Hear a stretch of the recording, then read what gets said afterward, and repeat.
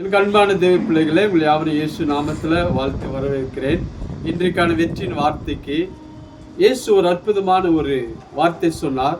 லூக்கா எழுதின சுவிசேஷம் 17ஆம் அதிகாரம் 6ஆம் வசனம் சொல்லுகிறது, அது கர்த்தர் கடுகள் விசுவாசம் உங்களுக்கு உண்டாயிருந்தால் நீங்கள் இந்த காட்டுத்து மரத்தை நோக்கி நீ வேரோடு பிடிங்குண்டு கடல் நடப்படுவாயாக என்று சொன்னால் அது உங்களுக்கு கீழ்ப்படியும்.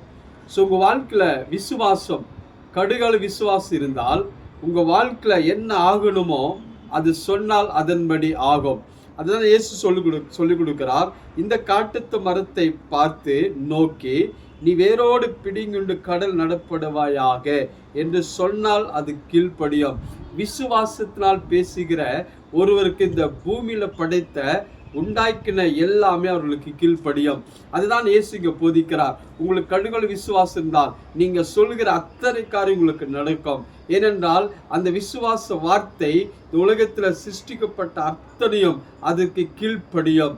இயேசு சொல்லி கொடுத்திருக்கிறார், விசுவாசிக்கிறவனுக்கு எல்லாம் ஆகும். உங்களுக்கு கடுகள் விசுவாசம் இருந்தால் உங்க வாழ்க்கையில என்ன ஆகணும்னு பேசுங்க. விசுவாச வார்த்தைகளை பேசுங்க.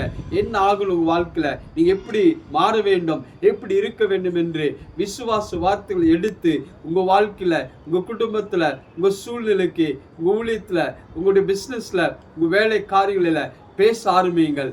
ஏன்னா அந்த விசுவாச வார்த்தை உங்களுக்கு எல்லாவற்றையும் கொண்டு வந்து செய்யும்.